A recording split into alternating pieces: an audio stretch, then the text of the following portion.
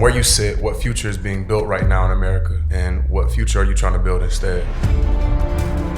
We're living in some times where people want to take us back 40, 50 years. Terrell McKinney, Nebraska state senator, is exposing the quiet architecture of collapse, the hidden systems shaping our lives long before the damage appears. From housing policy to juvenile justice, these forces decide who gets opportunity and who's left behind. Their impact is everywhere, in neighborhoods that stall, families that can't plant roots, and kids who face punishment before support. By the time we see the fallout, the foundation's already been laid. That situation that happened with Bud was crazy.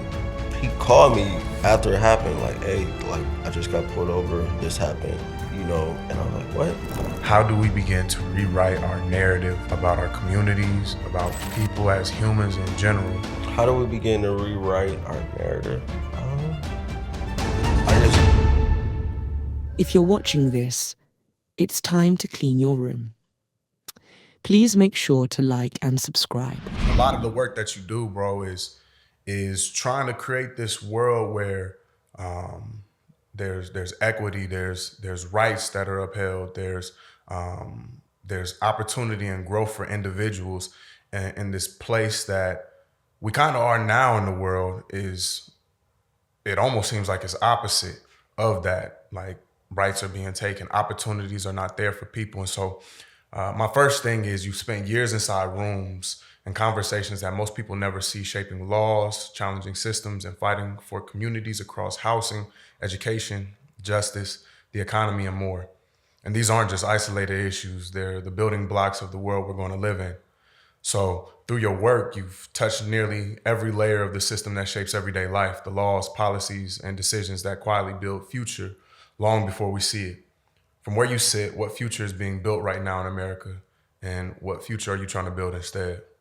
From where I sit, the future that I think that's being built in America I wouldn't call it a future. I think we're living in some times where people want to take us back 40, 50 years.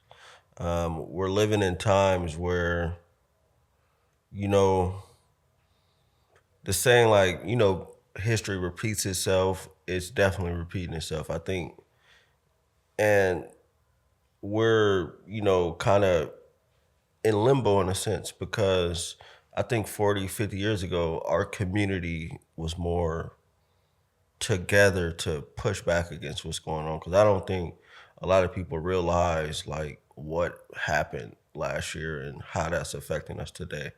What I'm trying to do is what I've tried to do prior to even get elected, is just make North Omaha better than what it was when, you know, I grew up, and trying to address the economic side of it, number one. Because a lot of times I think, and this probably goes the same, I think, across the country, I think our communities put too much focus on the social justice, the social changes. Not to say they weren't important, but we left off the table the economic side. And because of that, when you look at communities like North Omaha across the country, they are impoverished. We got, you know, civil rights bill, we got the voting rights bill, but they're trying to strip those away right now. But what we never received was the economic piece to it, to make sure we could sustain once we get those voting rights and those civil rights. Because when you think about voting rights, most people you talk to say, like, it's a waste of time, or like it don't work for us. But it's because we didn't have the economic side of things, and we also don't have the independent resources like other communities to fund our own candidates as much as we probably should. So to me, economics is at the top and everything else is under it. Not to say money is everything, but if we don't got the resources, how can we fight? For sure. Something that you mentioned, you said that you believe that the world that we're going into is one that we had already been in 50, 60 years ago. And I think if we look at media and we look at news today, which I try to stay away from because, you know,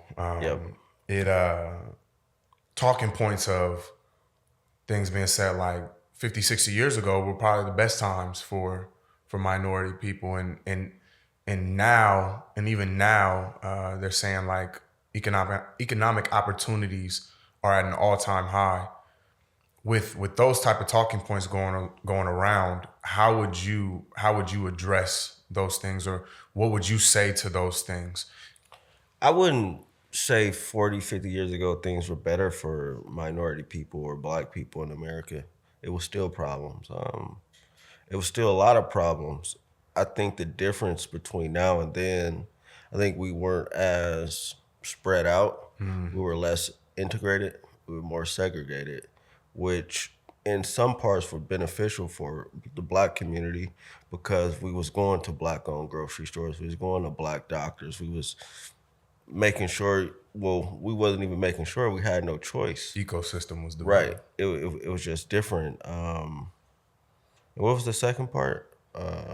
Just essentially, how would you address those talking points? Because something that I've noticed is that like people will say that we as black people, or even brown people, or even other minority cultures, like we have the exact same opportunity and the exact same economic affordability as everyone else in today, with the civil rights bill being signed, with all of these other things that are in place. But I think being inside of the mix, we see a completely different lens. And so how would you address that to somebody that is saying that? I would say partially we might have the same opportunity. Like, you born, you could pursue whatever you want in life, but everybody ain't starting on the same playing field. That's when you start talking about equity. And that's the conversation people don't want to have is, yeah, we on the surface it's supposed to be equal and fair for everybody, but it's not. Like if I'm starting living in the projects and you start living in a mansion, regardless of the opportunity that's available, my perspective and how I could get to where we both could sit here is different. Because I'm gonna have to travel over more hurdles and obstacles, and I might not make it statistically. But you starting in the mansion, you further ahead of me. Yeah. You don't got to think about going to sleep and you hearing people get shot at, police running in your house. All the things. Your education system ain't the greatest because they not putting the best teachers in your schools, or your classrooms are filled. It's just different. So from a policy standpoint, how do lawmakers begin to bridge the gap between the equity divide, and create this thing where everybody has a level playing field? Like, what does that look like? I think at first it's acknowledging that it exists. A lot of people to this day, don't even want to acknowledge that the lack of equity exists. They think like everybody just pulled themselves up by their bootstraps. But they forget. Them bootstraps. Them bootstraps. But they forget, how their ancestors got their start. It was how many years of free labor? Hundreds. There's just people still benefiting off what our people went through to this day. So it's first is acknowledgement. I think two is being intentional about how we allocate resources to communities, and making sure like it's not about the dollars, it's about how are they being spent, who's managing them. And that's what's most important. Because you could give people money, but if we don't manage it right or we don't do the right things, we still gonna be stuck in the same position. Can you break that down? What do you mean by like we can get the dollars, but if we don't manage it right, what are the dollars that communities get, and how are they managed? Like for example, I'll say two things. Okay, on one, because Omaha is a city that is heavily funded by philanthropy. They give $300+ million a year to community, but you don't see a lot of change necessarily. Like a lot of organizations get millions of dollars in North Omaha yearly. Where's the change? That's what I'm talking about. Like if we dropping millions of dollars into this community, where's the plan? Where's the strategy? How are we shifting things and changing perspectives? or are we just kind of, in a sense, doing things in a performative way and trying to look good instead of actually doing good work? Yeah. So with all the money that does come in from philanthropy work, where are those dollars usually allocated? They're usually allocated to programming and those type of things. It's not, I wouldn't say community building. It's not allocated towards things that lift people out of their predicament. It kind of just put a Band-Aid on it. And so I guess I'm curious, man, because so like in school I was a poli-sci major, my undergrad. And so I studied a little bit, but I still don't know like the exact ins and outs. Like how do you begin to combat like how we allocate funding or how we allocate dollars? I think I remember back when when we were trying to get the TIF funding for North Omaha, I think, wasn't it? It was the TIF It was funding? the economic recovery. Yeah, when Yep. we were trying to get that. And I know there were a couple community meetings that were had. And it was like this whole process of like surveyors and all these different things. Can you kind of walk us through that? So, because I think you bring up a really good point. Like we get hundreds of millions of dollars, and there's communities all across the nation that probably get hundreds of millions of dollars that resemble North Omaha, that resemble like a Chicago, that resemble all these different places, but nothing is changing in the communities. Nothing is happening. And the people who the dollars are supposed to be benefiting don't even know that the dollars are there. Like, honestly, if you would have said we get hundreds of millions of dollars like each year through philanthropy, I'd be like, damn, man, we really get that? Because where it's Right. at, you know what I'm saying? And so what does the process look like of figuring out how those funds are used, how they're allocated, and so on? I mean, there's two different processes. So you got philanthropy who gives through like their foundations and things like that. And it's more private, and you can't, from just a legal perspective, legislate how they give dollars because it's their money. But you can speak up and you can challenge the system. And I've done it. I've been in rooms that I probably won't get invited back into because I've said it just like frankly, like what y'all doing is not working. Y'all want to be the experts in our community and tell us what to do, but it's not working. You're just giving money to whoever won't say something, giving out fake awards every year, and poverty in North Omaha is still poverty in North Omaha when I was a baby. Then there's the state side of things. So we passed the Economic Recovery Act. And even with that, me and Senator Wayne at the time, when he was a senator, we tried to be intentional and try to pass the Economic Recovery Act and do it from more of an economic independence perspective to make sure that, it was set up in a way where our community could actually benefit. Throughout the process, there's people from our community and outside forces that was like, nah. So we still got to pass. Like we still have, I don't think we get the credit for it, but it is what it is. We passed a bill for like $400+ million for North and South Omaha for economic recovery. Then it went into the governor's hands and the Department of Economic Development, and they did what they did with it. And instead of majority of the money going towards business, a lot of it went to nonprofits again. Back to the problem. Because in this state, what I found in the legislature, they feel better about giving charity than actually investing in community. And that's the problem. They'll rather say, no, we'll fund your program, but we ain't gonna fund your growth. Why do you think that is? It's systematic racism. I think there's also just racism, frankly. Also, it's just this, what would I call it? Paternal complex that, we're going to give you something, but we don't trust you enough to, which is crazy. Like Black people manage billions of dollars across the world. And to think that we can't, but they only think we can't because a lot of people have never been given the opportunity, but it's a lot of great people that could do great things if they had the resources to pull it off. Yeah. I think the phrase systemic racism is one that's getting a lot of attention now, especially just with recent events that have been going on and talking points that have been said. And so, could you do us a favor and break down what systemic racism is for people who don't understand it, or for people who believe it's just not a real thing? There's no such thing as, because I've heard it. Like, there's no such thing as systemic racism. Like, there's no system in place that is racist. So, can you break that down for us?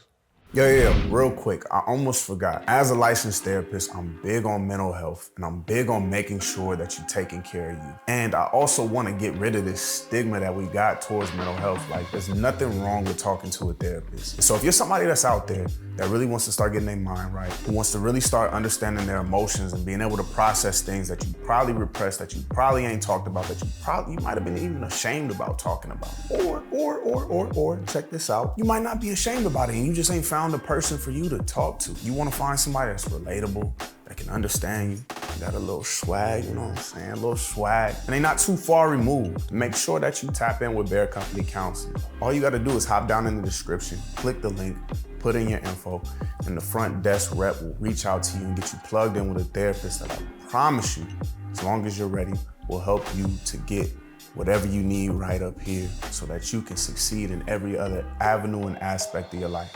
Tap in with a therapist today at Bear Company Counseling.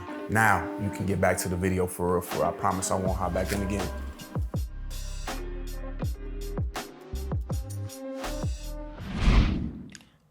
From my perspective, systemic racism is basically, I'm trying to think of like an agency to use as an example.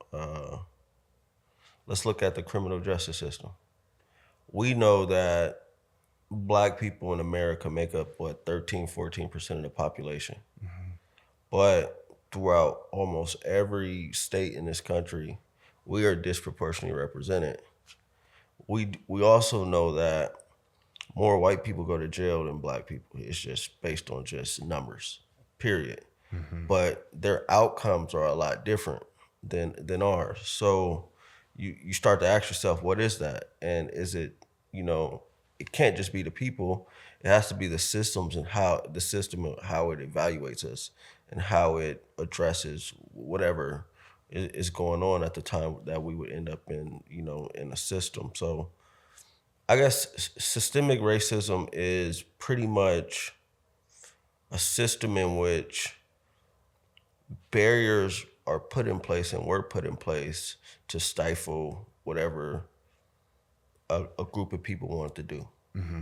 And it's not outright. It's just, for example, if we make it harder for them to vote, that means it's less of them that can be on the jury pool. That type of stuff. That's systemic racism. What else? If we keep their communities impoverished, they can't fight these cases. They gonna plead out. They ain't going to trial. They ain't even taking the risk, or they don't even got a good enough lawyer to even just get this thrown out. You got a public defender that's overworked, and that's intentional. Mm-hmm. So they telling you just cop out to this little probation or whatever, you not knowing at the time, this little misdemeanor is gonna haunt me the rest of my life. But you just don't want to deal with the system because you don't got the resources. But the way everything has been set up, your community is impoverished. It's a lack of jobs. And then if you need a job, you got to go outside the community and ask somebody for a job that don't look like you, who don't even understand you. Mm-hmm. And then you're less likely to get that job. Yeah. For sure. I think this leads right into another area that you've been super passionate about and have worked really hard to create policy around, which is just like youth justice and prevention. Mm-hmm. There was a study done by the Sentencing Project, and it said that Black youth in America are 5 times more likely to be detained than white youth. And the U.S. still leads the developed world in youth incarceration. I want to imagine a 14-year-old, not in Omaha, but just anywhere in America, whose first encounter with the state isn't a mentor or counseling, but a courtroom. What would you say happens to this child's trajectory from that point on? I would say from that point on, statistically, they're probably stuck in the system. People get out, but when you talk to people who've been arrested or just placed inside the system at a young age, they're impacted the rest of their life. I was just talking to somebody the other day, and she was like, yeah, I went in when I was like 13, 14, and I've been going through it ever since. And you hear countless stories like that, especially in my role, where it could be something minor and they end up on probation for something petty, and it just a trickle down effect. Like, I would guarantee if there was a survey done of people in prisons, ask them were they system involved as a youth, a huge percentage is gonna say yeah. And that speaks to the problem. And it's not just the juvenile justice system. We also got to talk about the child welfare system, because they intersect with each other. And a lot of people in the child welfare system end up in the juvenile justice system. So that's a part of it. Our state passed a bill this year to be able to detain 11-year-olds based off this premise that it's a bunch of 11-year-olds and 12-year-olds out here running wild. But when you look at the numbers, it's not true. Yes, there is some like that do mess up and have messed up, but not enough to where you could say we need to change laws to arrest all of them or detain them and put these kids in the system. Yes, they need accountability, but accountability shouldn't be a cage. What does accountability look like in these situations? Because it looks like now what we see is we're adopting, and we've been adopting. We're not just now adopting, but we've been adopting this mindset of punitive over prevention. What does transitioning to prevention look like on a grand scheme of things? Because we know that individuals and kids, adolescents, even adults are not just doing things because I'm just doing things. Like there's an ecosystem that's being created. There's systemic issues that are leading an individual to, or leading an increased number of individuals to choosing certain patterns and certain lifestyles. And so what would prevention from your perspective look like? Prevention would be a system that doesn't wait on kids to offend and help them. I passed a bill this past session to create a pilot program for family resource and juvenile assessment center. And the purpose of that is to try to swim further upstream and give families and youth more resources, or give them access to resources so they're not going to the streets, or they don't feel like it's nowhere to turn. Because you talk to parents, they feel at times hopeless. Like, we trying, like kids complain about, it starts in the home. I've met a lot of parents that's trying, and for whatever reason, they can't get the help. They go to the systems and they say, we can't help you because your kid hasn't committed a crime. That don't make sense. My kid has to commit a crime for you to help me. That's the problem. So changing that, but also making sure the kids feel heard. I think a lot of times, a lot of decisions are made for them and not with them. So we be wondering, like, why ain't they, interacting, or why ain't they showing up, or why don't it seem like they care? It's like, because you're making decisions without them. You're not taking the time to actually get to know what they want. And it's going to be a difficult conversation, because initially they're going to say, I don't know. They're going to shrug their shoulders and like, I don't know, whatever. But I think once they start trusting you, they'll open up and say, like, this is what we want to see, or this is what we want. But it's a lack of intentionality as far as addressing the youth. And then I think the last part of that, it goes back to the family. We've created so many programs that don't involve the parents, and we wonder why the kids ain't changing. We're trying to save kids, then throwing them back into a burning house a lot of times, and then wondering why you're getting the same results or things are getting worse. And if we ain't gonna help the family, then why are we trying to help the kid? And that's making sure, like, all right, yeah, your family might be in poverty. How can we, go to your parents and say, how can we help skill y'all up to get y'all more resources? Or what do y'all need, or what's missing? And how can we help address that need so you could be more involved as a parent, or your kid don't feel like they have to go out and seek other avenues to get what they think they deserve. Do you believe that? Be, let me preface it with this: what you just spoke on is the same thing that I take into with therapy. Like, especially if I'm working with a kid, you know what I'm saying? Like, if I'm working with a kid, then I got to be seeing the family too, like the parents. Y'all got to come in on some sessions as well, and you probably should be in therapy yourself, because there's no way that you want your child's behaviors and mindsets and all these different things to change, but nothing with you is changing.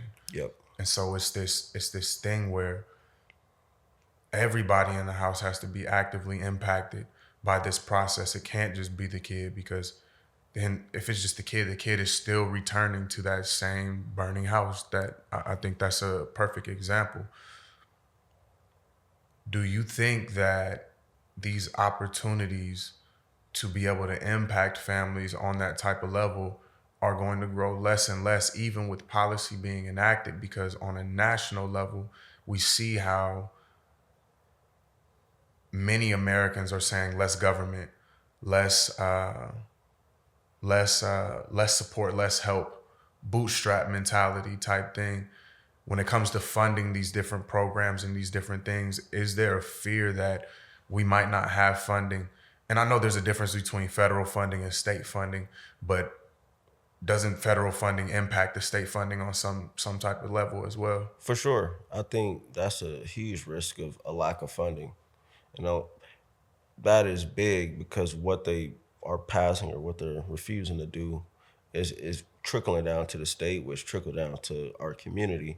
So I would say, yeah, like funding is a huge part of it, because what also happens is we have these programs underfunded, people overworked, and they can't give as much as they would probably like to, because they got to take on a second or third job, because these programs aren't funded like they supposed to. Like, I think funding is definitely an issue, and it's going to be an issue going forward, and it's going to cause us to kind of ask ourselves what's important, and we also gonna have to make some sacrifices too, as far as like, if we really care, what are we willing to do to make sure these things still happen, or are we just gonna say no money, no help? Yeah. So when we look at the funding issue, if you had to paint a picture of the world of politics and the world and just society in general, what does it look like 10, 15, 2 years, a year from now? You know what I'm saying? Because I think a lot of things have been rolling out in the last 10 months that are changing the landscape of everything. Is it like 10 months ago to now? Like, I know I think the number was, and don't quote me, y'all it's something like this. It's million, but there's a couple million American citizens who no longer have access to healthcare within 10 months. And it's gonna be worse once, a lot of those federal changes start, come into effect. A lot of people are going to lose medical care, housing support. So I know people feel like homelessness is bad now. I think in about 6 months to a year, it's gonna be worse. So it's gonna be heavily impacted, and I think if you're talking about like 2, 3, 4 years down the line, I think it depends on how that next election shakes out in 26. Because if there aren't more checks and balances in place from a federal level and even a state level, then we're just gonna see more erosion of what has been for a long time, because people feel like a lot of these programs are worthless, or that they've been mismanaged, or that, people, like you said, need to pull themselves up by their bootstraps. And it's not on the government to help or whatever. And I don't believe that's true. I think it's everybody's job to help. Absolutely. I believe there's so many people out there, even outside of the Black community, who don't realize the impact that is going to be had with a lot of these policies that are coming up. Even if they make average salary in our state, and even a little bit above the middle class, is virtually being eradicated, and we're all being moved to a level of poverty. We see it with the housing market.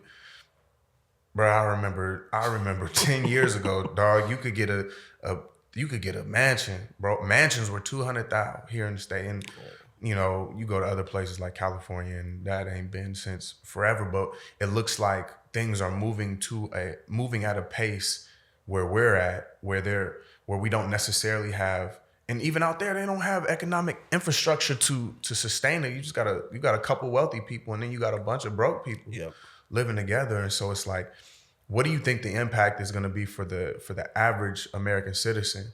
Like, how do you think their lives are going to change? I think people's lives are going to change drastically, and I think people going to realize that, everybody's probably going to be humbled in a sense, at least for some time. And I don't know if we'll probably never get back to where we were 10 years ago. That's just economics in a sense. Like, once things go up, it's rare they come back down. It's only up. But I think that the average American, not even just somebody that's already been in poverty, it's just gonna get 10 times worse. I think those who were considered the middle class are realizing, we probably got too comfortable, and we stopped actually paying attention to what was going on around us. And because we were so comfortable, we didn't think, or they didn't think that their lives would be impacted. It was just like, whatever. But you elected somebody for economics, and it's having the opposite effect. As a therapist, you didn't go through years of schooling just to wonder where your next client is coming from. Maybe you got an empty calendar, no clients at all. Or maybe you're saying yes to every single issue just to keep the lights on. Either way, it's burning you out and making you question if private practice is even worth it. But here's the truth. It doesn't have to be this way. You can build your practice that consistently attracts your ideal clients, lights you up again, and fills you up with purpose and passion, and actually pays you what you're worth. My name is Peyton Hogan. I scaled my private practice to 7 figures in just 4 years. And I also hit 6 figures in my very first year. I know what it feels like to be stuck, and I also know exactly what it takes to break through that stuck. That's why I'm hosting a free webinar where I'll walk you through the framework I use to do just that. It's the same steps that can help you go from guessing and grinding to thriving in your business with clarity, confidence, and a full caseload. So make sure you click the link, save your spot, and let's start building the practice that you were called to lead. There's limited seats, so make sure you get yours today, and I'll see you there. What can a middle class citizen, and even individuals who might be either skating or in poverty, what can we do now to help to improve the situation that we are moving toward? I think first is having a plan, and that starts one at home, like making sure you got a plan to start, preparing for the worst. I don't think we do a lot of that, of saying, like, if it gets this bad, this is what we're gonna do. And that comes with, just talking with family, saving. And it's hard to do right now with everything going up. A lot of people can't save. It's almost impossible. So I understand that too. I think finding a way to at least have a plan to, address a lot of this stuff if it continues to get worse. And then just, speaking up and letting people like myself know, like, this is what we want. And talking and having those tough conversations with, because everybody got friends that probably on the opposite side of beliefs. Everybody do, family, whatever. Like, I got family, cut friends that might think totally opposite to me, but they my people. But we gotta have those tough conversations. Like, it ain't funny no more. Like, this ain't just politics. Like, I think we gotta take a part of the politics out of the conversation and talk about the human side to this. And not get so caught up in, like, these talking points and semantics and always trying to be right. I think we just gotta have like let's talk on the facts. The facts are the facts, and as much as they try to make things not true that are actually true, I think we got to be able to have honest conversations. And I don't think a lot of people. I think a lot of people have ran away from them, and that's partially why we are where we are. Like nobody wants to go nowhere and have a deep conversation. They just want to get away from it. And it's like we can't escape it forever. We're gonna have to talk. Yeah.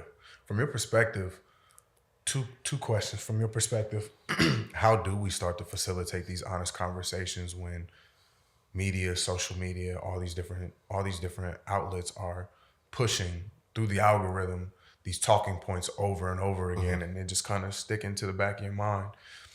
One, and then number two, what do you believe talking about it from your perspective? Like, how does that start to facilitate or get the process of change going? I think one, and it's something I think I've been saying for a minute, that we don't meet no more. We don't have like, I remember growing up, the adults in my family at least, they would meet and have card games, and they would yell all night and have all type of conversations. You don't see that as much no more. People ain't gathering. I think first we just got to gather and be willing to just be around each other. And it can start with your family. I think gathering and just having conversation in general works. Two, I think once you start doing that, I think it's building some sort of like understanding of like, we could have this conversation, but I'ma still love you. And I think that's what people are afraid of just being like, shunned for having some odd opinion or a wild opinion. And I think, but you should be challenged though. I ain't gonna say like you could have like these crazy thoughts and people shouldn't tell you like it's wrong. Yeah. Like you should be put in your place, but understand it's coming from a space of love and not a space of like, I don't mess with you or I hate you too. So that it'll work a long way. And then just building change, I think the more people understand what's actually going on, the more people would be involved. I think the way just things have been working, like people are just overworked. Like Nebraska, for example, I think we might be the #1 state where people work 3 jobs. So who has time? Because we all trying to do something. We were just talking about it before we started. Like, I'm doing this, I'm doing that. I gotta answer this or answer that. So but it also goes back to being intentional as well, and being willing to say, all right, I know I've been doing all this, but let me make this time to at least gather and be around people. I think mentally is missing. We all stuck on our phones. We all stuck on devices. We got a whole generation of youth that I don't think know how to properly communicate. We at least got lucky where we were in the end of like the older generation and the start of like this generation. So we were able to experience it, but then we also we're at the beginning of social media and those type of things. So we saw it both ways. So I think we got a better advantage than some people. But the kids, the youth now, it's rough. It's rough. And it got even worse during the pandemic time when, oh man, what was that? It was like 18 months of isolation, almost a whole year of no school. That means a year of Fortnite and the homies over the headset. Like, yep. Then that virtual learning was a waste of time. Like kids wasn't. Got the iPad on, ain't there. Like it made no sense. It made no sense at all. And I think it reinforced just that idea of disconnection from one another. Yep. And we even look at it now when people weren't working, increase in just social media activity and even transforming what social media was. Like they found even more ways to keep people disengaged from conversation Because and more focused right here. everybody's a content creator now. Like, people are getting paid for making Facebook statuses. I just got my monetization. So you can't even have real contextual conversations because they just incentivize us to disagree on purpose, to create chaos, to create, content or for people to see it, and then you get in these analytics, your views went up because you said this or that, and people looking at it like, well, I'm overworked, I ain't making as much as I probably feel like I should, but it's about to give me a check. I don't know how much they make, but people, they're not even thinking about that. They're just thinking about it's getting me a check, potentially. Is there a way to get out of that disconnect and out of that position of disingenuine interaction with one another?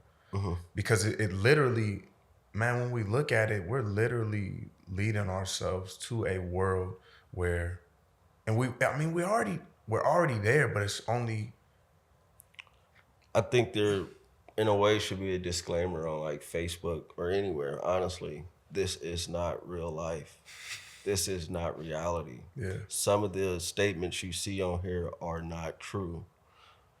I think we're gonna have to get to that space where, on CDs where they had the parental advisory, it might need to be that so people at least can see it like, all right, some of this ain't real.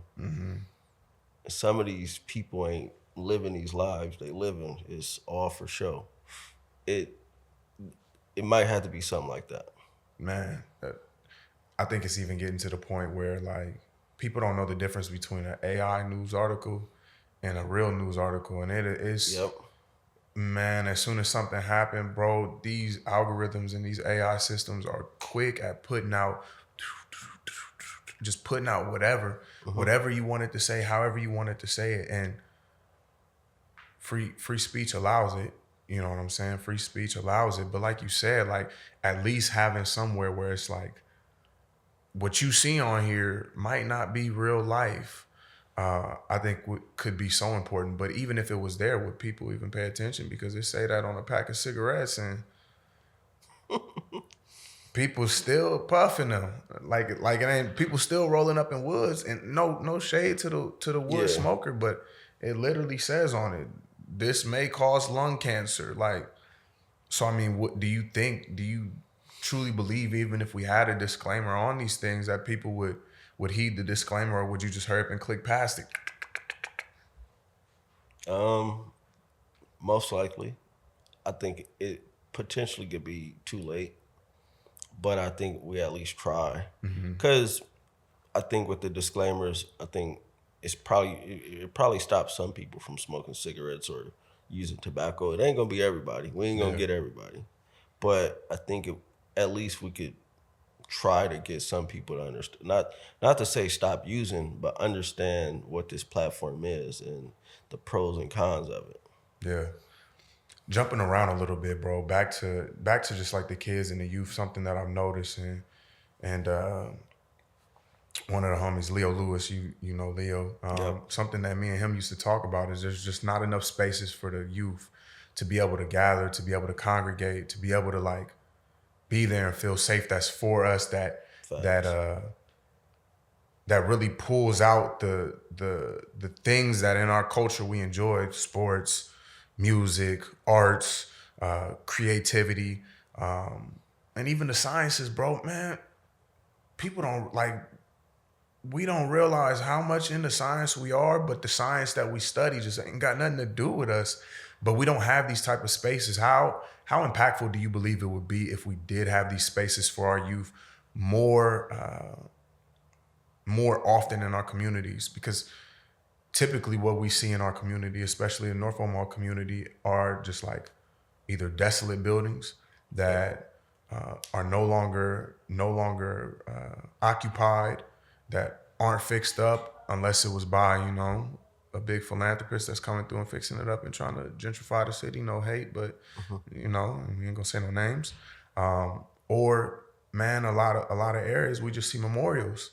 You know what I'm saying? And if that's what we walk out and see, the impact that it has. So how do you know what I'm saying? Psychologically, like, man, if that's all you see, like, how can I want for anything else? Or what is different? And so how do you think having those type of spaces would impact our communities?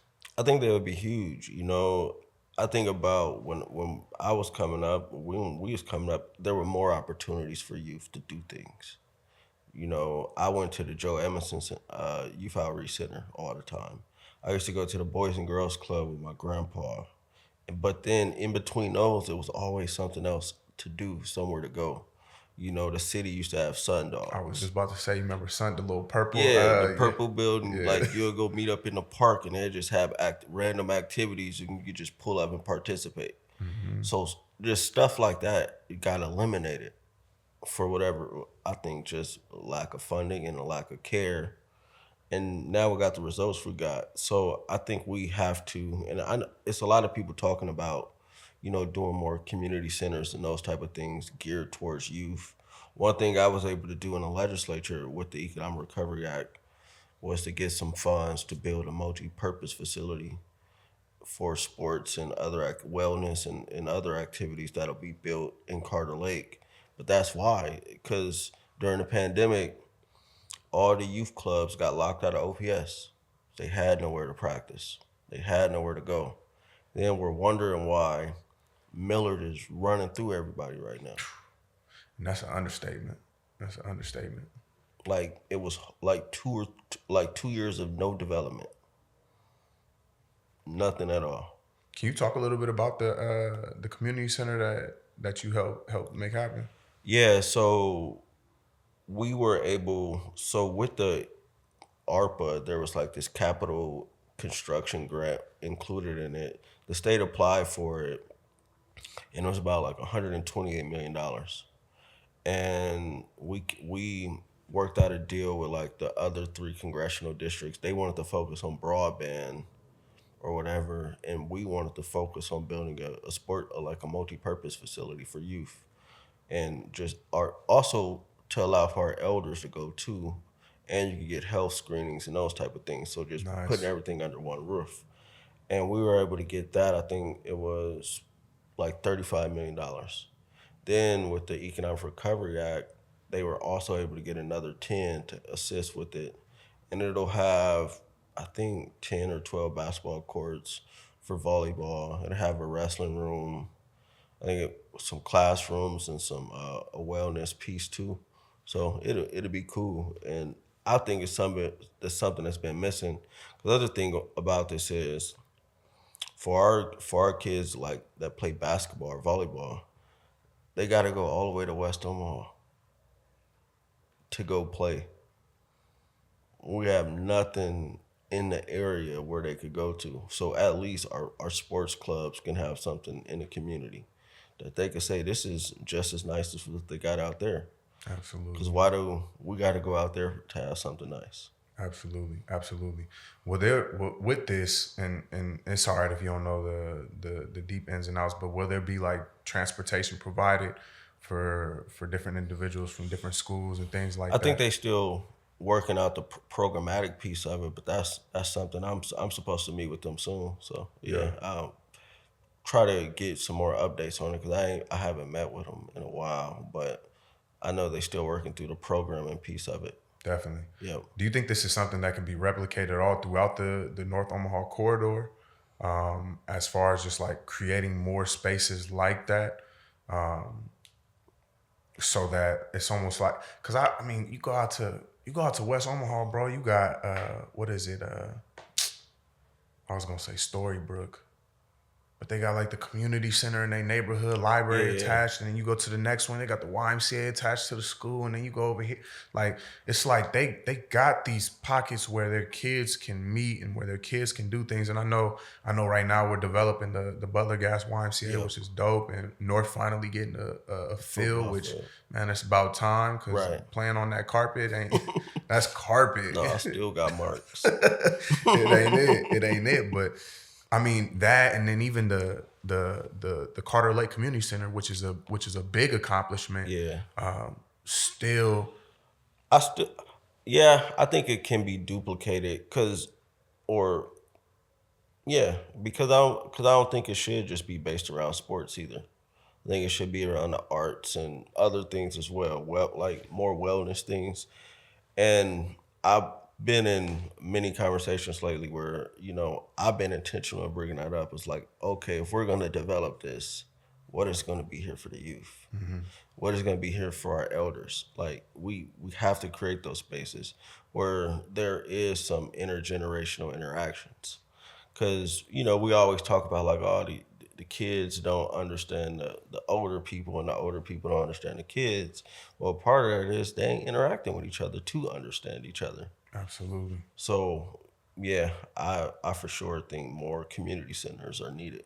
Not just one and then, because that's the whole thing, like, with, like, and I don't go out really, every once in a while, but, like, if you close all the bars, and this is my one thing I've had it like with like the city and other officials, they think curbing the, let's say, violence or people getting into fights means shutting down all the bars in North Omaha. I think that's stupid. The reason I think it's stupid is because you're forcing everybody to go to the same place. We're not forcing people from West Omaha all to go to the same place. So if you force everybody to the same place and it's only a couple spots that are catering to us or one spot, what do you think is going to happen? And it's the same philosophy. I think we have to spread it out more and have the more community centers too, because everybody comes from different parts of the city and they might not be able to get there because of the transportation piece. So just making sure everybody has an opportunity to do something. I want to touch on that conversation real quick of just what's been happening over the past few years when it comes to bars that are tailored and geared towards Black people and how they are being shut down anytime they get a chance. Have there been talks of how the city and how the community can start to rectify that or even open up different establishments? And is it harder for people in the community to even get their liquor license to have those type of establishments? There hasn't been deep conversation about it. I mean, I think there's a divide. On one hand, people feel like they should be shut down because they breed a lot of negativity under for some people. Some people is like, okay, so what are we supposed to do? We're already living in an impoverished community that don't have a lot, so you gonna shut this down so we don't have nothing to do? Like, where's our outlet to, and this is what people say, to let go of the stress of life? So I mean, there hasn't been any deep conversations, but I think they should be had. Because I think there needs to be an understanding. Like, people like, I saw a brawl in Blackstone, all white people. What was it, like a few months ago? No outrage, no news media covering it, saying like a bunch of, like, how they would do us, like if we had a brawl in the street. Police gang were called. members were outside of don't know nothing about nothing. So like the premise of that, we're the only ones that are getting into it at night is BS. Everybody does it. I don't care what part of this town you in, and you went to college. A lot of them fight more than us. They go to parties wanting to fight. Yeah, absolutely, and it's crazy. It's crazy the rhetoric or the way that it's spun to demonize it. But it's like, why can't there be a Blackstone or a Benson on 24th Street, on 30th Street? You know what I'm saying? And why is that looked at bad? But Blackstone, Benson, Midtown, Capitol, like all these places are there, but it's not geared towards right. But then you like, nah, we don't. Let's make it make sense. And that's what we're trying to do with like the Inland Port Authority. I sit on the board as the board president, and we have to develop a business park and an innovation district. And that's been a part of the conversation of how do we Okay. make a space comparable to those other spaces like Exarban or Blackstone, and how do we make it for North Omaha? Because like you said, everywhere else has been built up. Everywhere else has something geared to those communities where people could go and gather. And it's not just about partying and drinking. You got family things, you got food spots, you got, it's just different things that we lack. Talk more about just some of the conversations and talks that are being had. So the talks, so for the airport business park, it's a $90 million project right now. And the purpose of that is to bring jobs back to North Omaha so people can work closer to home. Then we got the innovation district, which I don't know, how do I describe it? The best way I could probably describe it is if you look at Exarban, for example, and you know how they have movie theater and all those spots around there, something like that, but it would be in North Omaha. Exarban, I don't think it's called an innovation district, but that's probably the closest comparable I could think of right now for Omaha.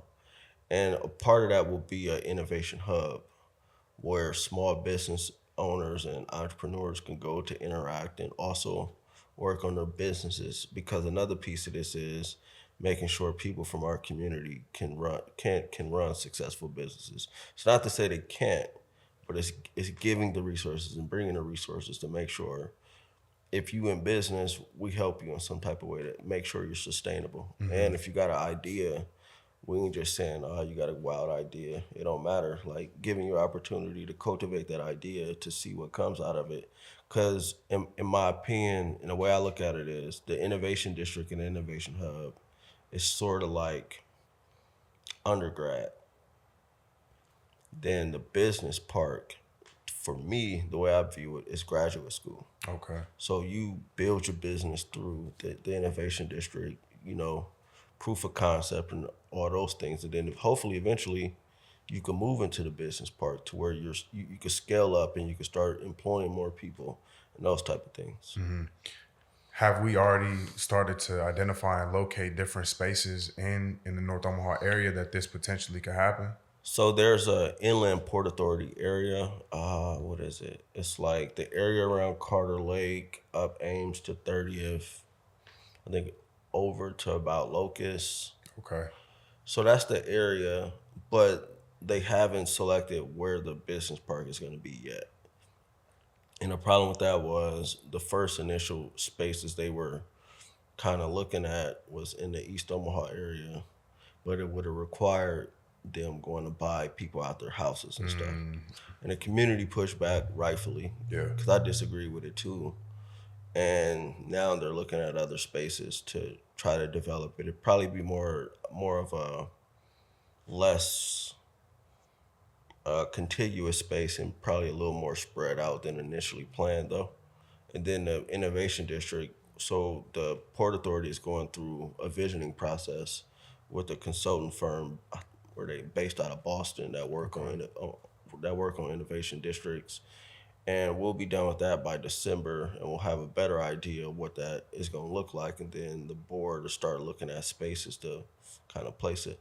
All right, I want to pivot a little bit, bro, and I want to talk more about just like your perspective on community policing, and just community oversight in general. What's your perspective and what's your thoughts on it? And how I want to start this is talking about recent events that happened with somebody who just got the keys to the city, and it's like in a matter of hours, it's almost like keys revoked. You know what I'm saying? Bud Crawford, after having an amazing parade where it was a bunch of people out there, the city showed up from black to white to everything, and just we celebrated somebody who put our city on for real in many ways, time and time again, and has done nothing but bring notoriety and visibility to a city in the middle of the country that most of the time when we talk about it, it's just like, oh, so you live with corn? That's what people say. And now we're able to say like we have the greatest boxer, I'm gonna just say of all time, from a place where we at. Yeah.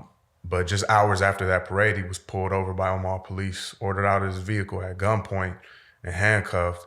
When he and the security team let them know that we are concealed carry owners and we have our license for it, but he was still treated this way. And I think this is a representation of how policing happens, like not just in Omaha again, but all across the nation, where it's like it doesn't matter what your status is, it don't matter any of that. At the end of the day, you seen as a threat. Yeah. So talk a little bit, one, about that, and then two, just like what your idea on community policing should look like. That situation that happened with Bud was crazy. Cause I was at the party. I had just left, and he called me after it happened, like, "Hey, like I just got pulled over. This happened, you know." And I was like, "What? This is crazy. Like, you of all people got pulled over and put in, like, I would have never imagined it, especially not that night, you know."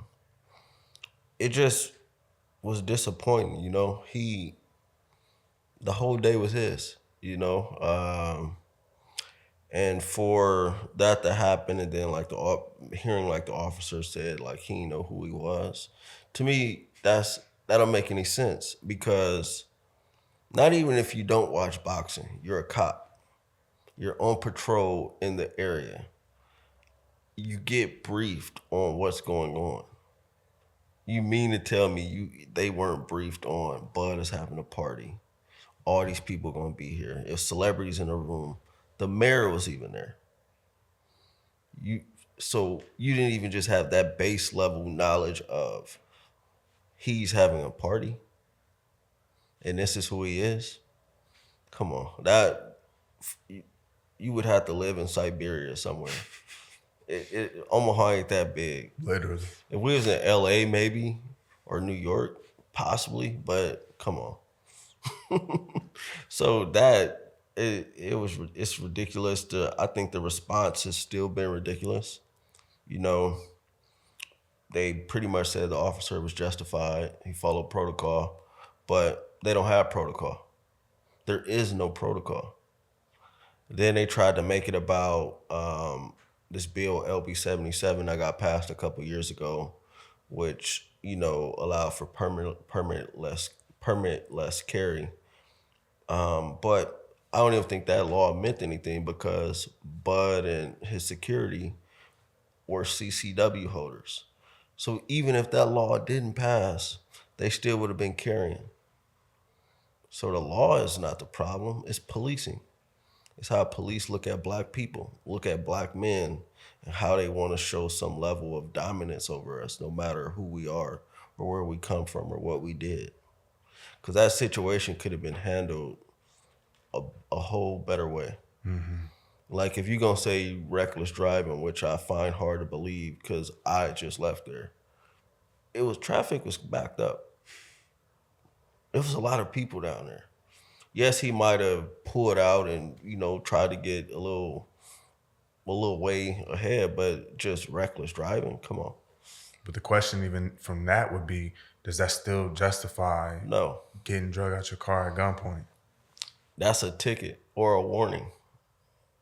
Like, hey, slow down. Hey, chill out.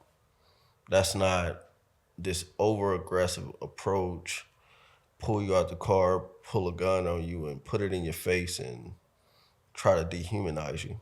That don't warrant that.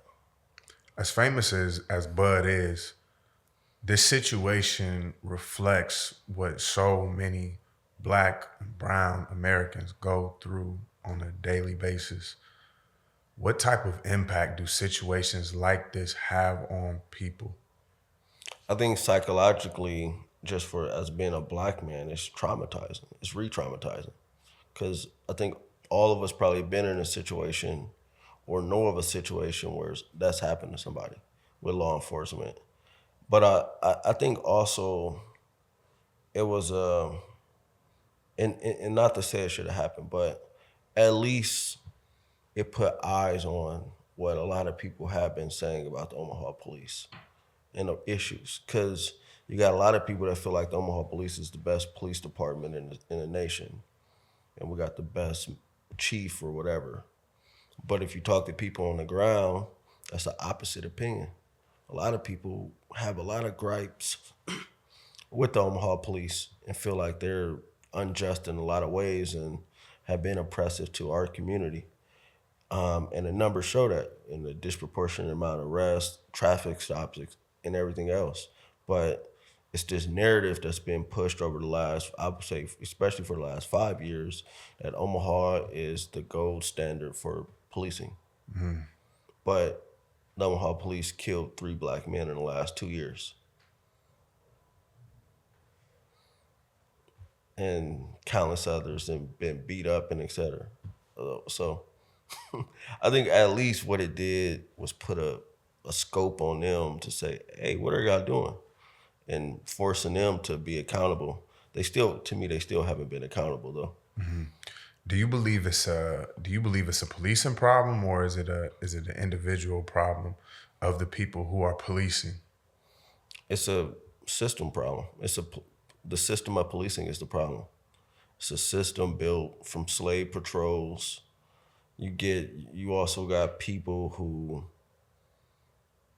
are coming from Western Nebraska, West Omaha, and other places that rarely have, interacted with people that look like us. Then I say it's the system because they say they do all this training, but at the end of the day, those situations still happen. How do you go through all that training that you say you need to be a good cop or whatever, and you still revert back to that? Mm-hmm. It's a system. Yeah. Do you think it would be different, though, if more people from the community were in the community policing as opposed to having police that are from outside of the community policing the community? A part of me says yes, and a part of me says no. Yes, I do think more of us should be in our community, interacting with us from a policing perspective. But I've had some of my worst experiences with police has been with black cops. Mm. Mm. So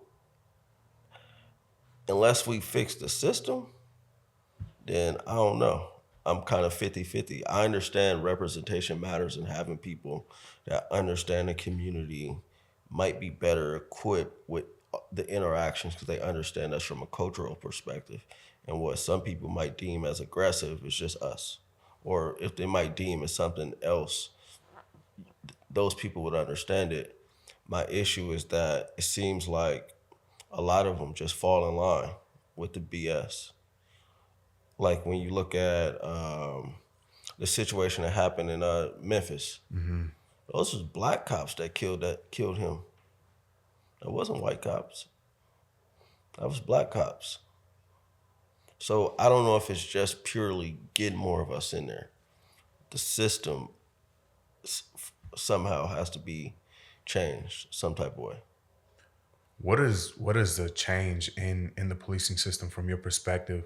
And on a policy note, what do you believe that would look like?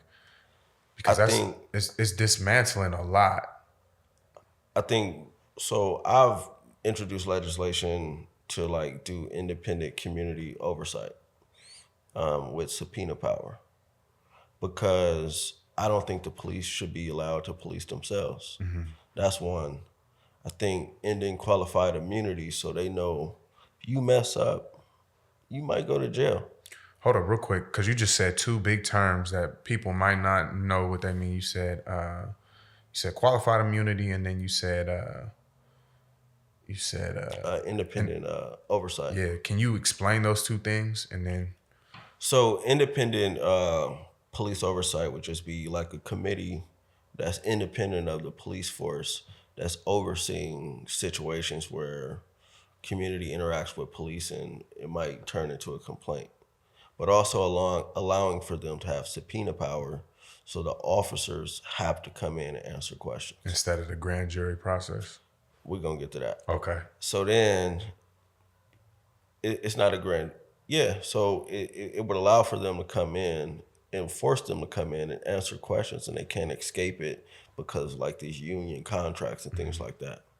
Then qualified immunity is pretty much saying it's kind of like sovereign immunity too. Like as an elected official, it's hard for me to get sued or anything. So for them, it just gives them, it's a tool, and they use it as a recruiting tool to pretty much allow them to get away with murder because they were acting under the duties as a cop, and all they got to say is they fear for their life, pretty much, which they use all the time. I fear for my life. Facts.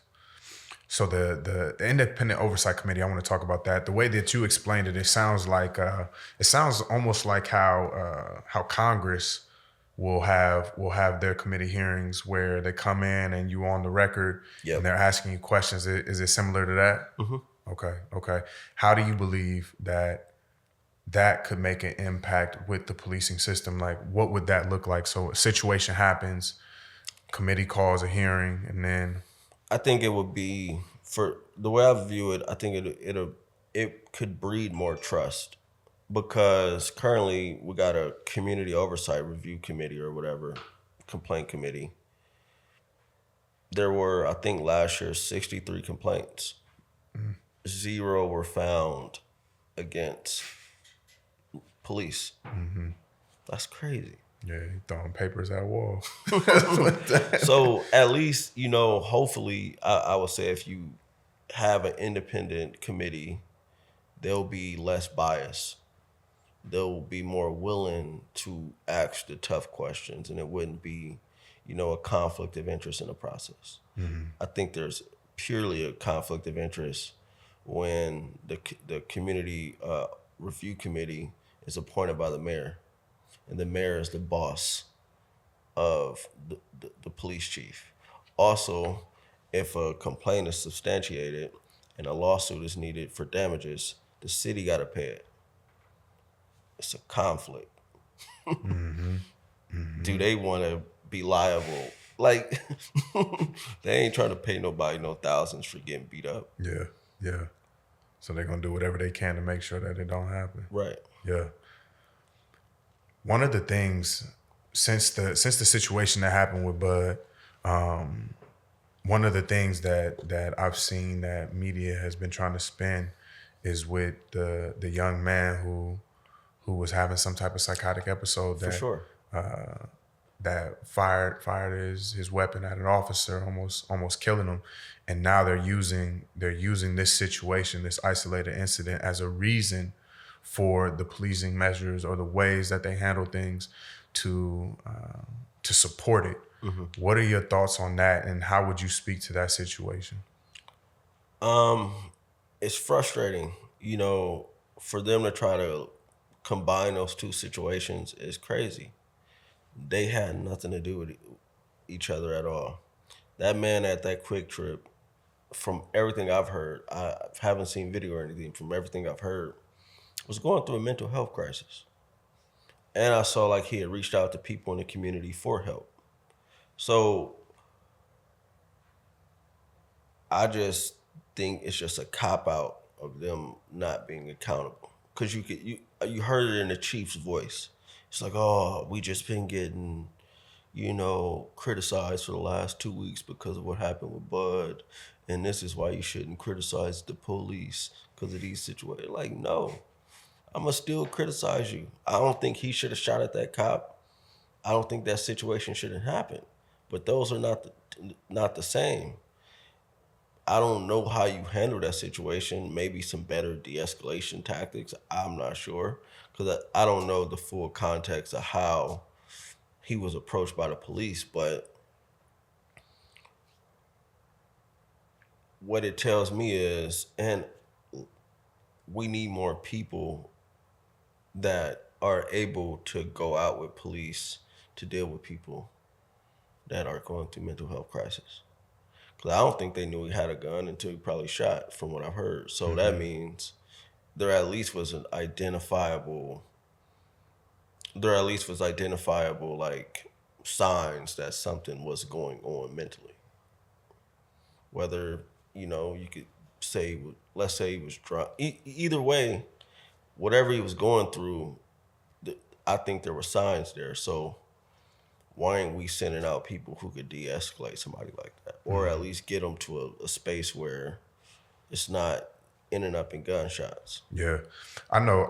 Just from being a mental health therapist, that is something that they're trying to implement more of. Yeah, but it's not on a widespread, and there's no, not. because they only got like one or two.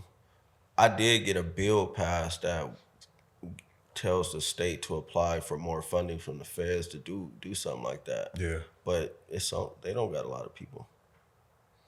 I think that would drastically change how many calls go if it was required that any call that happened, a therapist be on site or somebody who's trained in mental health and de-escalation, because as we see, many officers are not trained in de-escalation. It's like I'm on point at all time, and this is combat zone for me. It's like combat mentality against people who you trying to help. You know what I'm saying? Like it makes no sense. A mentality where people you're supposed to be protecting, people that pay your bills through their taxes. You treat them like nothing. J. Cole said it best. He said all these what did he say? It was you I know a song you know what I'm talking about? Like, where he said it should be like a kiosk where I could pick and choose where my tax dollars go. Man, we spending all this money, all these tax dollars. Like you taking dang near half of my check, and I pay taxes, and it don't make sense. Mm-hmm. Whatever he said, go look it up. It's on KOD. But it's like, man, and then we just look at infrastructure in general, especially in city, like big metropolitan areas. And Omaha's growing into a big metropolitan area where we damn near got 1 million people in our metro. And it's like we still have areas where systems are failing, where people are impoverished, where homelessness and unhoused individuals is on the rise, but we don't have any support systems for that. It's like, how do we live in a place like this where we're giving our peace, but things are not changing? Things are not getting better. And people are okay with it. Mm-hmm. People are turning a blind eye to that. People are still saying, pick myself up by my bootstraps. Dog, I don't got bootstraps on. I got slides. How I'm picking myself up with these? Like, how am I picking myself up? And I started with no shoes and socks on. And what happened to, the village? That's just lost. Like, people like things happen, life happen. We all go through it. Nobody's life is perfect or without any type of blemish or negative that happened that caused them to slip or just go through something. In general, like, things happen. Like, it's a lot of people, they get sick, it all could come crashing down. Mm-hmm. Should that person pick themselves up by their bootstrap? Because they got sick, their kid got sick, and they had to pay these medical bills. Should they pick themselves up by their bootstrap? Had to take off work because your kid in hospital with a illness and pick yourself up by your bootstrap. I don't care, your kid got sick. That's crazy. I don't think people think about what they just be saying. That's what I noticed in the legislature. A lot of people with these talking points don't even know what they're saying. Like, for example, it's this group that be coming down and they be talking about, like, we represent the founders' rights or beliefs, right? So they, like, oppose a lot of stuff. So every time they come before a committee, I'm like, so you believe in the founders' beliefs or whatever? I'm like, yeah. And I'll be like, oh, so you think my ancestors should have been enslaved? And they just be stuck. But it was like, no, I'm not. So I'm like, no, that's what you just said. The founders had enslaved Africans. But you so lost in not understanding what you're saying, you don't realize what you're saying. Mm-hmm. Like, and to me, it's BS that they don't know that they know what they believe in. It's a cop-out to say, no, I don't. Like, yes, you do. I'm not like that. I'm not one of them. For real. Let me ask you this. If the U.S. embraced these structural changes that you've been fighting for and that you've been proposing bills for and making a push for. If we started as a nation to embrace these things, how would the lives and the experience of communities change? What would they feel? What would they look like? If the U.S. embraced, I would say everybody. I ain't gonna say everybody would be wealthy. I would never say that because I think that's impossible. But I think more people would be in a space of just living. A lot of us are just surviving, like, and not living. So, like, we're not healthy in a lot of ways. Like, if you ain't mentally healthy, you might not be physically healthy. Or like you so stressed just because of life, like you you having illnesses or ailments that you shouldn't have. Like life expectancy for a black person, or not even just a black person, a person in North Omaha is like 10 years less than somebody in West Omaha. That's what I think would change if they embrace more things. Because on the outside, and I've been out the country, people think that everybody in America is living good. Like even I went to Ghana in 22, and we were having some deep conversations because I think they feel like they look at us as like Black Americans, like we cool, we in America, like they don't understand what we go through fully. Some of them do. I ain't gonna say not all of them, but a lot of them don't. But it's because they were fed this European propaganda that, you know, Black people in America are lazy, or we're criminals or whatever, we're violent. And then we've had deep conversations. I was like, just like y'all had that system of colonization, there's a system of racism from colonizers still over there that caused us to even go over to the Americas. That, you know, just because we're in America don't mean there isn't systems in place that it doesn't mean there's systems in place that don't hold or put up barriers. And then a lot of them are invisible barriers. But also, like when immigrants come over here, they tell them not to come interact with us. Don't go to North Omaha. Or when people come to school in Omaha, they tell them don't go to North Omaha. Stay away from there. It's scary. And that's far from the truth. Like, I would guarantee your safety in North Omaha, just being a regular person, is the same as if you're in West Omaha. Absolutely. You're not, people ain't just running around trying to rob people or that's crazy. But the perception is it's dangerous. I think anywhere you go, you can find danger. If Exactly. you associate, if you're looking for it, you associate with it, you're going to find it. But if you don't, you chilling. Right. You chilling, and it's just fine. I will speak to the point though of just schooling in North Omaha. North Omaha gets some of the lowest amounts of funding based on taxes allocated, tax funds allocated to the area.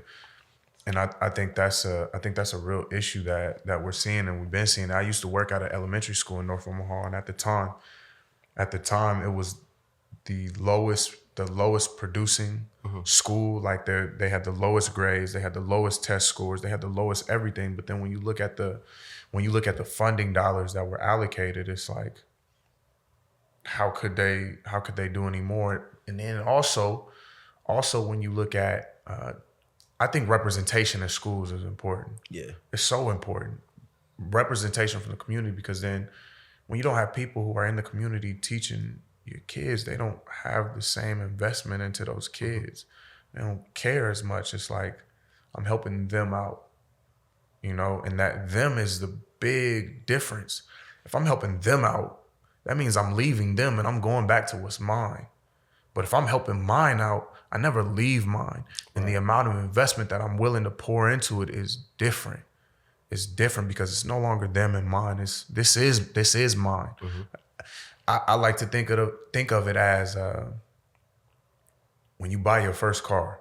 When you buy your first car, it's yours. When you drive somebody else's car, it's theirs. And you're like, I'm gonna take care of their car, like, but I'm not about to wipe down all the little details. I'm not gonna wax your car. If I get it dirty, I'm gonna pick up my stuff. I ain't gonna do the extra vacuuming. You know what I'm saying? Like, I'm gonna just try to leave it how I found it. But when it's mine, I'm gonna try to leave it better than how I found it. I'm gonna change the deck out. I'm gonna put some little hubcaps on at first when I ain't got no money that look like rims. I'm gonna try to I'm gonna do everything that I can to make this thing look nice because it's mine. And when we have people who are bought and invested into the community because it's theirs, the impact is different. When it's not theirs, I don't really care what that impact look like. You know what I'm saying? Yeah, I get what you're saying 100%.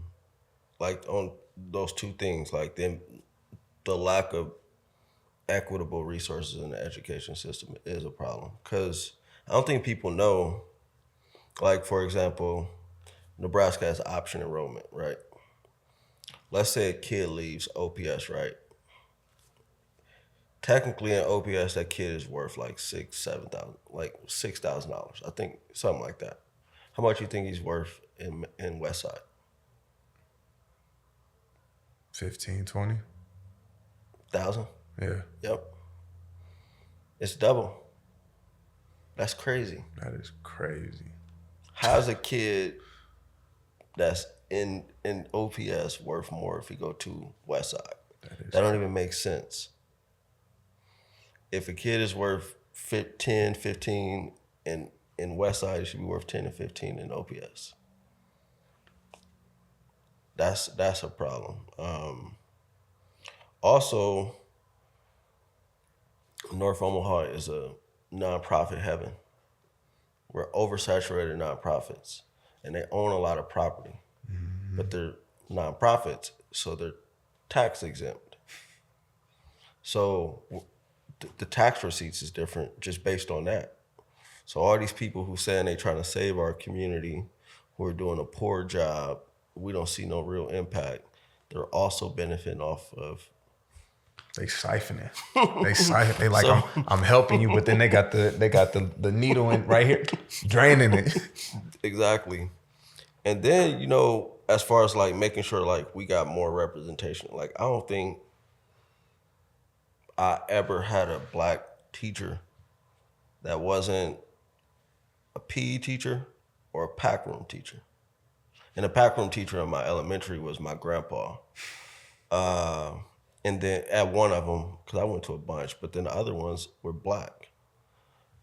But when it comes to like instructional teaching, I never had a black teacher. Mm-hmm. And up until like probably high school, I was in trouble all the time. Yeah. When they talk about kids that got suspended, I got suspended.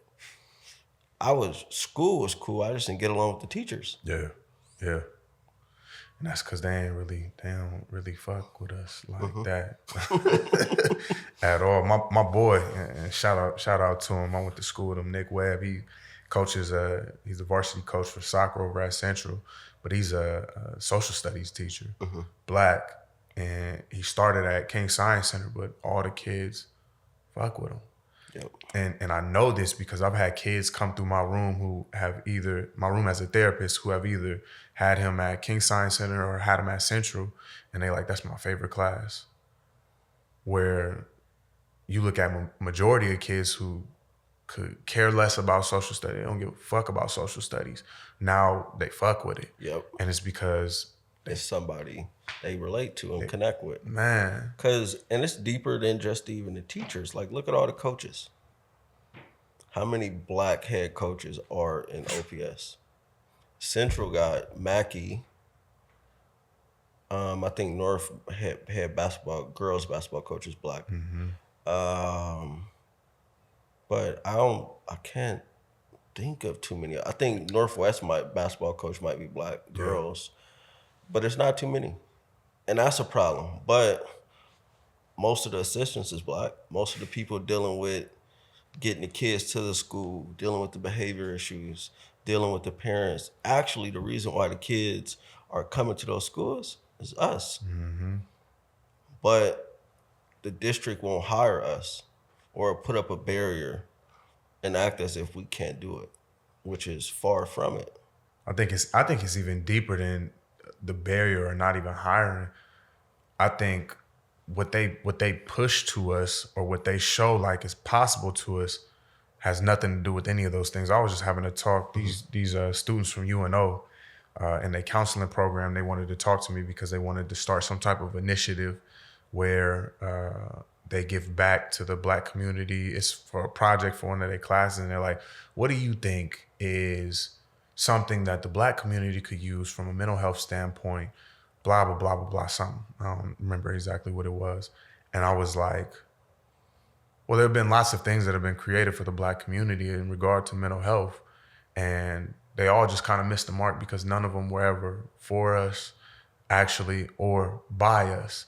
And I was like, this has nothing to do because it was one of the ladies was a white lady, and they seemed very passionate about it. And so this is no shade to them, but I was just answering it as candidly as I could. I was like, as people who want to be allies, it sounds like in this situation, I think the best thing that you could do is you could go to the schools and you could create a program talking to the kids about, man, how great it would be if you got into the counseling field and started to put into their minds and bring people who are already in the community that were doing it. There's very few of us, but bringing us in there and having us talk to them about that and creating an initiative around that. Because now you're reaching these kids at an age where they're trying to figure out life. Do I want to be a basketball player? Do I want to braid hair? Do I want to rap? Am I trying to sell drugs? Do I want to be on the block with the and it's like, when you reach them at that stage and you show them this is possible, look, there's a person out here that's doing this and there's a person out here that's doing that, and they able to make money too, whatever field it is, because money is a motivator. Yeah, for sure. It's probably the biggest motivator in a community or in a people that are just trying to survive. You know what I'm saying? Because money looks like the answer to survival. If I got money, I don't got to figure out how to survive no more. And so doing things like that, showing people like, yo, if you come back and teach, you can make this impact. Teaching is good. Teaching is cool. Like, yeah, I've had those conversations too. Like they ask, like, oh, why don't Black men become teachers? Well, one, the praxis is a whole nother problem. Two, what incentive is there? Because look at it this way: like, you want me to go become a teacher. Yes, I want to give back. Yes, I love my community.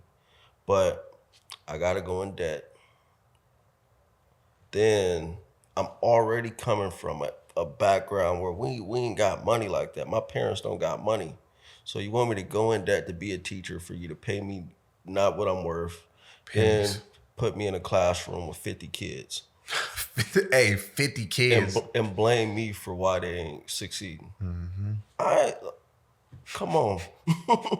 Like, so I don't never try to blame teachers.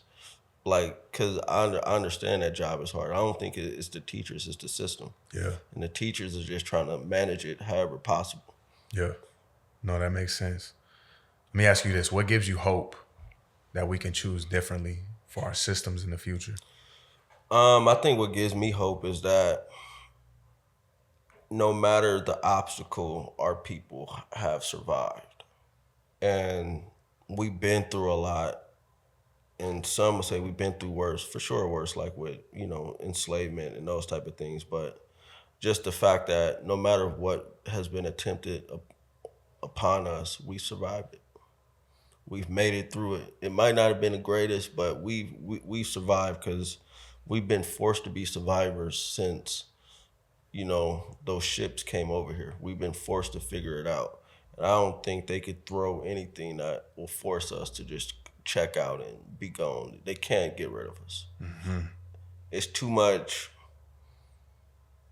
pride and spirit within us for us to ever fully lay down in general. Like, yes, like there's issues we deal with amongst ourselves that we got to work on, but that don't mean that at the end of the day, when push come to shove, that we ain't gonna come together. I feel like no matter what, we will.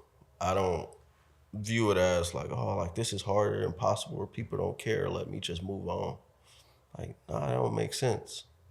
Because I have a daughter, and you said you got kids. Like, we got to lead them something. And I don't want my daughter, and I know you don't want your kids to look back and say, my daddy didn't try. If everybody tried, then something to work. We ain't stupid. We've been surviving. We'll figure it out. My mama survived, and we didn't have nothing. How many examples of that we know of? Like, people figured it out, and that's what gives me hope. It's just, I can't think of a time where Black people didn't figure it out. Our community didn't figure it out. No, we not like the rest of the city necessarily, but we still here. And so a lot of people hate that we're here. Yeah. We in a time, bro, where our world really is on a trajectory of going one of two ways. And I believe that there's hope. There's hope, but there's also a reality that we just might be facing that we can't avoid. And so I guess my final question for you is, how do we begin to rewrite our narrative about our communities, about people as humans in general? How do we start to rewrite that narrative from the one that's being fed to us on a daily basis? How do we begin to rewrite our narrative? I just doing this podcast, taking back our power and sharing our narrative and not allowing outside forces to tell our stories. We need more storytellers. We need more truth tellers. We need more people that are willing to push back when they in those rooms and people say something wild. Say, nah, that ain't true. You probably don't have to cuss at them or anything like that, but you can say, nah, this is actually what's going on. I think more people that are willing to speak up and, take a little risk. Like, I ain't saying like everybody needs to jump out the window and hit the streets and protest, because that's not for everybody. Mm-hmm. But we can move things or shift the narrative in our own lanes, in our own spaces. So like doing stuff like this and controlling our narrative, and it's not, some white media I'm sitting with right now that could chop this up and make this sound crazy. So just doing that, and I think the other thing is getting back to just being in community. We don't do that. We made being in community fashionable. Mm-hmm. It's a look. Why do we gotta be in community and everybody pulling out their phones, going live, taking pictures? It can't just be. Absolutely, bro. Man, I appreciate you for coming on today, for sharing your wisdom, sharing your perspective. I feel hopeful with the things that you're speaking of and the things that you're doing, the things that you're pressing forward with. If anybody is interested in knowing more about those things, or just getting in contact with you, or like if they like, man, I got some ideas and some recommendations, how can they reach you? How can they submit those things? All of that. The best way would be to hit me up via email, tmckinney@leg.ne.gov. You can go to the legislature's website and find my email. But people hit me up everywhere. I get Facebook, Instagram, wherever. But because I'm on Facebook, it's Senator Terrell McKinney. Instagram is Terrell McKinney LD11. I think X is Sen McKinney LD11. So, it's multiple mediums you could kind of reach out to me. I think the best way and where probably most effective is email, because I get so many questions and things like that it gets overwhelming sometimes. Facts. And email is better tracked. Most definitely. Yep. You can also go to a town hall too. Go to a town hall if you want to. Yep. If you want to know and you want to say something, you want to speak up. Local government, state government, city government is so important. And don't just think the feds, the federal government, and what's going on there is the end all be all. You got to know what's going on in your city. You got to know what's happening in your city. You got to be in the meetings. You got to be in those places in order to really impact the change in your back door. Like I said, though, bro, I appreciate you coming on. And I appreciate all of y'all for tuning in to another episode of the CYR podcast. Because when you clean your room, you change your life. We out. Thank you. Yes, sir. Yeah. How was that? That was good. Yeah, bro. This one is I think this one gonna hit for real. I appreciate it, man. Yeah, I appreciate you. Yeah.